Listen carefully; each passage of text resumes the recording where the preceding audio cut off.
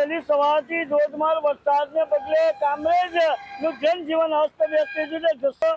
સુરત જિલ્લાના કામરેજ તાલુકાની અંદર વહેલી સવારથી ભારે વરસાદને પગલે સર્વિસ રોડ ઉપર પાણી ભરાવાના દ્રશ્યો સામે આવ્યા છે। દ્રશ્યમાં જોઈ શકો છો કે ઘૂંટણસમાં પાણીઓ ભરવા પામ્યા છે। લોકોની દુકાન સુધી આ સર્વિસ રોડના પાણી ભરવા પામ્યા છે।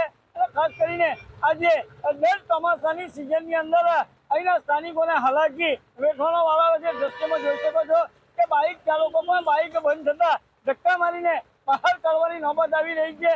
અને આ કામરેજ તાલુકાની અંદર સમગ્ર તાલુકાની અંદર ભારે વરસાદને પગલે જનજીવન અસ્તવ્યસ્ત થવા પામ્યું છે। દ્રશ્યમાં જોઈ શકો છો કે આ કામરેજ જે સર્વિસ રોડ છે, સર્વિસ રોડ ઉપર પાણી ભરાતા વાહન ચાલકોને હાલાકી વેઠવાનો છે।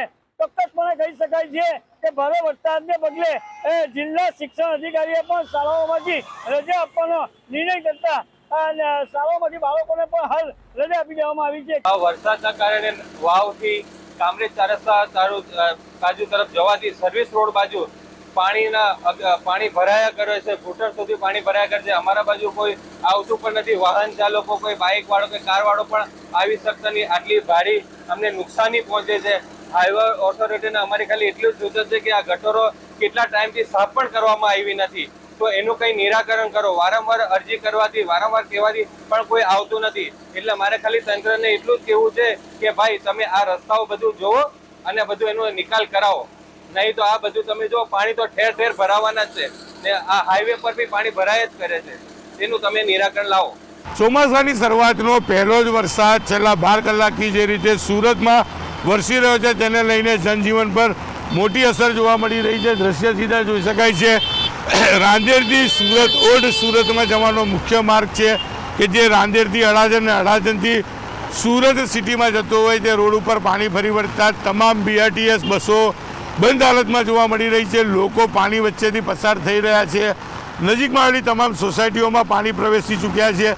જોકે દુકાનો લેવલથી ઊંચી છે ત્યારે તેમાં પાણી નથી ભરાયા, પણ દ્રશ્ય જોઈ શકાય છે કે લોકો પાણી વચ્ચેથી પસાર થયા, લોકોની ગાડીઓ બંધ પડી ગઈ છે। બેઝમેન્ટમાં પાણી ભરાવાની શરૂઆત થઈ ચૂકી છે ત્યારે લોકો સાથે વાત કરવાનો પ્રયાસ કરીશું। શું કહેવું છે? બેન, શું નામ આપનું? પટેલ મનાલી। ક્યાંથી આવો છો? જંગીરપુરા। અને ક્યાં જાઓ છો? બેગ લઈને, હેલ્મેટ પહેરેલો છે?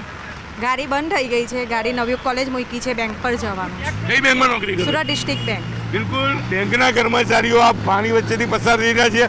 માસી, શું નામ આપનું? મારું નામ જસીબેન ઠાકોરભાઈ સોલંકી। બેન, ક્યાં જાઓ છો? હું પાટિયા ઓફિસથી જાઉં છું, શામાં નોકરી કરો છો?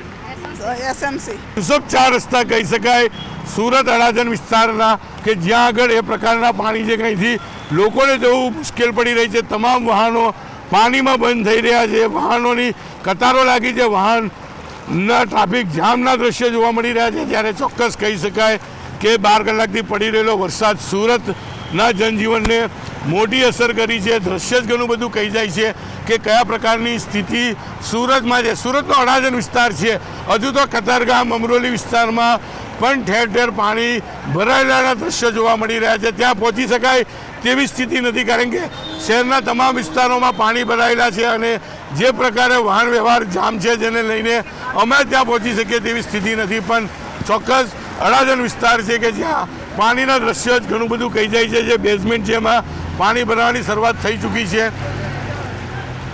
ઠેર ઠેર ડ્રેનેજના ઢાંકણાઓ ખુલ્લા જોવા મળી રહ્યા છે। ચોક્કસ મહાનગરપાલિકાએ પ્રિમોન્સૂનની કેવી કામગીરી કરી છે તેની પોલ ખોલતા આ દ્રશ્ય સામે આવી રહ્યા છે। ત્યારે ચોક્કસપણે કહી શકાય કે લોકોની મુશ્કેલીમાં સતત વધારો જોવા મળી રહ્યો છે।